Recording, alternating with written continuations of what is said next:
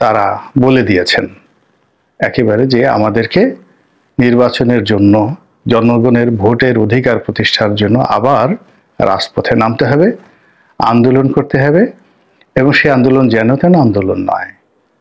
একেবারে এই বাংলার জমিনে আগস্ট মাসের 5 তারিখে 2024 সালের আগস্ট মাসের 5 তারিখে জনগণ যেভাবে রাস্তায় নেমে এসেছিল, আমাদেরকে ওভাবে রাস্তায় নেমে আসতে হবে। আসসালামু আলাইকুম রহমতুল্লাহি ওয়া বারাকাতুহু। সম্মানিত দর্শক, বাংলাদেশের রাজনীতির আকাশে কালো মেঘ দেখা দিয়েছে। কারণ হলো, ধরে নেওয়া হয় যদি যেন তেন আকারে একটা নির্বাচন হয়, কিংবা প্রবল প্রতিযোগিতার মধ্যে একটা নির্বাচন হয়, সেটা তত্ত্বাবধায়ক সরকার হোক কিংবা জাতিসংঘের অধীনে হোক, আজ হোক কাল হোক, সেই নির্বাচনে নিরঙ্কুশ সংখ্যাগরিষ্ঠতা নিয়ে রাষ্ট্র ক্ষমতায় আসবে বাংলাদেশ জাতীয়তাবাদী দল বিএনপি। এটি আমরা সবাই জানি। এটা জানার জন্য খুব বেশি অঙ্ক জানার দরকার নেই। তো সেক্ষেত্রে এই মুহূর্তে সবচেয়ে আনন্দে থাকার কথা এই দলের নেতা এবং কর্মীদের। কিন্তু বাস্তবতা হলো যে তাদের সকল সুখ উবে গিয়েছে, কর্পূরের মতো উড়ে গিয়েছে। 2024 সনের আগস্ট মাসের 5 তারিখে যে দ্বিতীয় বিপ্লব হলো, সেই বিপ্লবের পরে বাংলাদেশে যারা দলগতভাবে খুশি হয়েছিলেন, তাদের মধ্যে সঙ্গতের কারণেই বিএনপি 1 নম্বর। এর কারণ হলো তারা ক্ষমতায় আসছে। অনেক নেতাকর্মী তৃণমূল পর্যায়ে, তাদের আনন্দ উচ্ছ্বাসের কোনো সীমা পরিসীমা ছিল না। দলের যারা শীর্ষ নেতৃবৃন্দ রয়েছেন, তারা ভাষণ দিচ্ছিলেন, বক্তৃতা দিচ্ছিলেন ঠিক এমনভাবে যেন তারা ক্ষমতায় এসে যাচ্ছেন। কাজেই কোনো নেতাকর্মী যেন বাড়াবাড়ি না করে, কেউ যেন এমন কোনো কর্মকাণ্ড না করে যাতে করে তাদের সুনামহানি হয় এবং ভোটের ময়দানে ভোট পেতে তাদের কোনো কষ্ট হয়। কেউ কেউ একটু বাড়াবাড়ি করার চেষ্টা করেছেন। দলের পক্ষ থেকে খুব দ্রুত তাদের বিরুদ্ধে ব্যবস্থা নেওয়া হয়েছে, অনেককে শাস্তি দেওয়া হয়েছে, এবং এটা চলছে আগস্ট এবং সেপ্টেম্বর মাস অবধি। কিন্তু অক্টোবর মাসে এসে এবং নভেম্বর ডিসেম্বরে এসে এই বিষয়গুলো ক্রমশ জটিল থেকে জটিলতর হতে থাকে। বিএনপি যে জিনিসগুলো কখনো ভাবেনি, স্বপ্নেও যে বিষয়গুলো কল্পনা করেনি, সেই ঘটনাগুলো ম্যাটিকুলাসলি একটার পর একটা ঘটে যাচ্ছে। এর ফলে কি হলো, বিএনপি খুব তাড়াহুড়ো করে নির্বাচন দেওয়ার জন্য দাবি তুলেছে। অথচ বিএনপি প্রথম থেকে বলছিল যে সরকারকে একটি যৌক্তিক সময় দেওয়া হবে প্রয়োজনীয় সংস্কার সাধনের জন্য। এটি 2 বছর হতে পারে, 2.5 বছর হতে পারে, স্বাভাবিকভাবে। কিন্তু সরকার যদি ভালোভাবে সবকিছু চালাতেন এবং কোনো কিছুর মধ্যে যদি বৈসাদৃশ্য না দেখা যেত, তাহলে এই যে বিএনপি যে যৌক্তিক সময়, এটি 5 বছর হলেও কিন্তু বিএনপির কোনো আপত্তি থাকতো না। এইটার আমি নিজের সাক্ষী। এর কারণ হলো,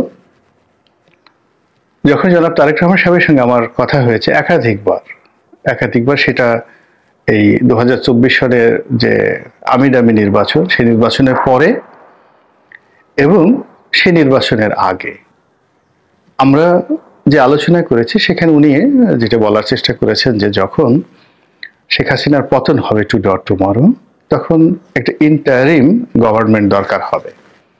সেটা মিলিটারি আসুক বা তত্ত্বাবধায়ক আসুক বা অন্য যে কোনো ফর্মে আসুক, এবং পুরো পরিস্থিতিটিকে স্বাভাবিক করার জন্য তাদেরকে একটা সময় দিতে হবে। এর কারণ হলো, রাতারাতি যদি বিএনপি ক্ষমতায় আসে, আওয়ামী লীগের পরে জাস্ট রাতারাতি যদি ক্ষমতায় আসে, তাহলে নেতাকর্মীদের মধ্যে যে প্রতিশোধ স্পৃহা কাজ করবে, এটি দল ক্ষমতায় থাকলেও এটা নিয়ন্ত্রণ করা সম্ভব হবে না। এর ফলে দলের অস্তিত্ব প্রশ্নের মুখোমুখি হবে এবং সারা দুনিয়াতে বিএনপির একটা বদনাম হবে। এটা স্বয়ং তারেক রহমান সাহেব কিন্তু একাধিকবার বলেছেন। তো কাজেই 2 বছর থেকে 3 বছর অথবা 5 বছর ধৈর্য ধারণ করার মতো একটা মানসিক প্রস্তুতি জনাব তারেক রহমান সাহেব এবং তার যারা শীর্ষ নেতৃবৃন্দ রয়েছেন তাদের মধ্যে ছিল। তো সেই ধৈর্যটা কেন অধৈর্যে পরিণত হলো, এটা হলো প্রথম প্রশ্ন। দ্বিতীয়ত হলো যে সরকার প্রথম থেকে নির্বাচন নিয়ে নানা রকম ছলচাতুরি করছে, সব কথা বলছে, দুনিয়ার এমন কোনো কথা নাই তারা বলছেন না, কিন্তু নির্বাচনের কথা যখনই আসছে অমনি জোকের মুখে লবণ পড়লে যেমন একটা অবস্থা হয় অমনি তাদের মুখ কালা হয়ে যাচ্ছে। তারা কাণ্ডজ্ঞান হারিয়ে ফেলছেন। যে মানুষ কখনো কটু কথা বলেননি তিনিও রেগে একেবারে অগ্নিশর্মা হয়ে যাচ্ছেন। আপনাদের মনে আছে যে একটি বিদেশি পত্রিকার সঙ্গে সাক্ষাৎকার দিতে গিয়ে ডক্টর মোহাম্মদ ইউনূস খুব রাগ হয়ে গিয়েছিলেন এবং তিনি বলে ফেলেছিলেন যে বাংলাদেশে এত কিছু হলো 2024 সনে, এটা কি আপনার নজরে আসে না? এই তরুণ এবং যুবকেরা যে বিপ্লব করেছে এই বিপ্লবের ফলে সবকিছু রিসেট হয়ে গেছে। এখন এই রিসেট বাটনে চাপ দিয়ে যে নতুন ইতিহাস রচিত হবে এরকম কথাবার্তা আর কি, যেটি ডক্টর মোহাম্মদ ইউনূস তার জীবনে কখনোই এরকম অসংলগ্ন কথা বলেননি বা এভাবে রাগ হননি বা রাগ এরকম নির্বাচনের কথা বলার সঙ্গে সঙ্গে যাদের মুখ লম্বা তাদের মুখ আরো লম্বাটে হয়ে যায়, যাদের মুখ গোল তাদের মুখ আরো গোলাকার হয়ে যায়, তারা এই কথাগুলো বলেন না। তো এরকম যখন অবস্থা চলছিল তখন বিএনপি অন্যান্য সমমনা যারা রাজনৈতিক দলগুলো তারা নির্বাচনের জন্য চাপ দিয়ে যাচ্ছিলেন, আন্দোলনের হুমকি দিচ্ছিলেন। আর তখন প্রধান উপদেষ্টা জনাব ডক্টর মোহাম্মদ ইউনূস উনি জাতির উদ্দেশ্যে একটা ভাষণ দিলেন এবং সেখানে তিনি জ্যামিতিক ভাষায় অথবা ত্রিকোণমিতির ভাষায় আগামী নির্বাচন কবে হবে ওইরকম একটি ধারণা তিনি দেওয়ার চেষ্টা করেছেন যে এটি হতে পারে, এই কারণে এটি হতে পারে 2025 সনের ডিসেম্বরের মধ্যে অথবা বড় জোর আরো 6 মাস সময় নিয়ে 2026 সনের জুনের মধ্যে হতে পারে। আমি প্রথমে যেটা বলেছি যে তিনি স্পেসিফিকভাবে 2025 সন অথবা 2026 সনের যে সময়কালটি বলেছেন ওটার উপর আমরা আস্থা রাখতে পারছি না, কেননা ভাষাটা স্বাভাবিক গদ্যের ভাষা নয়। আমরা যারা সাধারণ জনতা আমজনতা আমরা তো মহা খুশি এই ডিসেম্বর মাসে 2025 সনের ডিসেম্বর মাসে কাটতে কাটতে দেখতে দেখতে 12টি মাস চলে যাবে। তো নির্বাচনের শিডিউল ঘোষণা করা হবে, তফসিল ঘোষণা করা হবে, এটা তো আরো 6-7 মাস পরেই ঘোষণা করা হবে। তারপর আমরা নির্বাচন করব। নির্বাচন করার জন্য অনেকে পাঞ্জাবি বানিয়েছেন, অনেকে টাকা পয়সা জোগাড় করছেন, কে প্রার্থী হবেন, কে কার বিরুদ্ধে লড়াই করবেন, নির্বাচনী এলাকায় ঘন ঘন যাতায়াত, এরকম অনেকে যখন স্বপ্ন দেখছেন ঠিক সেই সময়টিতে বিএনপি যেহেতু তারা সিঁদুরে মেঘ দেখা দল, অনেক চক্রান্ত এবং নির্যাতন তারা শিকার হয়েছেন, এখনো তাদের মাথার উপর হাজার হাজার মামলা ঝুলছে। তো কাজেই আমজনতার মতো তারা আনন্দিত হতে পারেন না, আহ্লাদিত হতে পারেন না।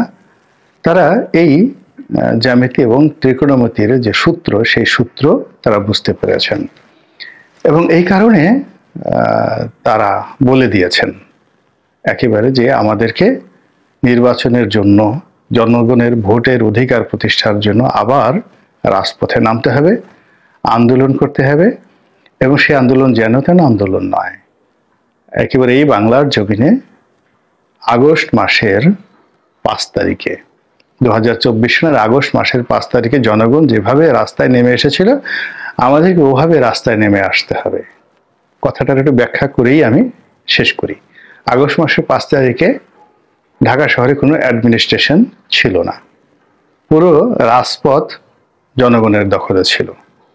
কাজেই উনি যে আন্দোলনের কথা বলছেন সে আন্দোলন হলো 5 তারিখের এমন একটা আন্দোলন আগামী দিনে ডক্টর ইউনূসের বিরুদ্ধে হবে যে আন্দোলনের কোনো প্রশাসন থাকবে না, পুরো শহর দেশ বিএনপি দখলে থাকবে।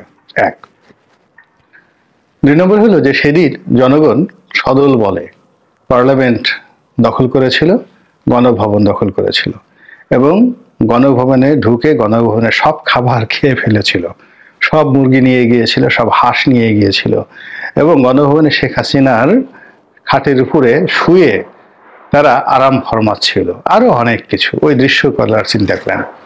তো যদি 5ই আগস্টের আদলে ওভাবে রাজপথে নামতে হয়, তাহলে সেই রাজপথ যদি সচিবালয়ের দিকে আসে, সেই রাজপথের যে জনগণ, সেই জনগণের ঢল যদি ডক্টর মোহাম্মদ ইউনূসের এখন যে বাসভবন যমুনার দিকে, রমনা পার্কের উল্টো দিকে আসে, তাহলে বুঝতে পারেন যে কি ধরনের পরিবেশ এবং পরিস্থিতির তৈরি হতে পারে। এবং ওইরকম একটা পরিস্থিতি কথা কল্পনা করছে বিএনপি, না হলে 5ই আগস্টের কথা কেন বলবে? তিনি তো আগস্ট মাসের 4 তারিখের কথা বলতেন, বা তিনি স্বৈরাচার বিরোধী আন্দোলনের একটা কম্প্যাক্ট যাকে বলা হয় পরিকল্পনার কথা বলতেন। কিন্তু সেটা না বলে তিনি যখন একেবারে সুনির্দিষ্ট একটা তারিখের কথা বললেন যে আগস্টের 5 তারিখের মতো আমাদেরকে রাজপথে নামতে হবে, ইট মিন শুধু রাজপথে নামবে না, রাজপথ দখল করবে, রাজপথের সাথে সাথে যারা বিএনপির স্বার্থ ক্ষুণ্ণ করছে, জনগণের স্বার্থ ক্ষুণ্ণ করেছে এবং গণতন্ত্রের পথে বাধা সৃষ্টি করেছে, নির্বাচনকে যারা কেবলমাত্র দূরে সরিয়ে দিয়েছে, তাদের বাসভবনে ঢুকে যেতে হবে, তাদের খাবার খেতে হবে, তাদের চেয়ারে বসতে হবে, তাদের সেই বেডরুমে ঢুকে তাদের খাটের উপর শুয়ে থাকতে হবে। তো কাজেই বিএনপির মতো একটা বড় দল এবং সেই দলের দ্বিতীয় গুরুত্বপূর্ণ ব্যক্তি জনাব মির্জা ফখরুল ইসলাম আলমগীর যখন এই কথা বলেন, তখন ধরে নিতে হবে যে আমরা যা কিছু শুনছি সরকারের পক্ষ থেকে এটা সর্বৈব সত্য নয়, এর পেছনে অনেক কথা আছে। যা কিছু দেখছি তা পুরোপুরি সত্য নয়, এর পেছনে অনেক দৃশ্য এখানে হচ্ছে পর্দার আড়ালে, বা যা কিছু আমরা বুঝতে পারছি এর বাইরেও শতরঞ্চির বা দাবার অনেক যে চাল আমাদের রাজনৈতিক অঙ্গনে চালা হচ্ছে। যাই ঘটুক না কেন, একজন সাধারণ মানুষ হিসেবে চাইবো দেশটা ভালো থাকুক, সুখে থাকুক, শান্তিতে থাকুক এবং এই দেশের কল্যাণ আল্লাহ রাব্বুল আলামিন আমাদেরকে দান করুন। আসসালামু আলাইকুম ওয়া রাহমাতুল্লাহি ওয়া বারাকাতুহু।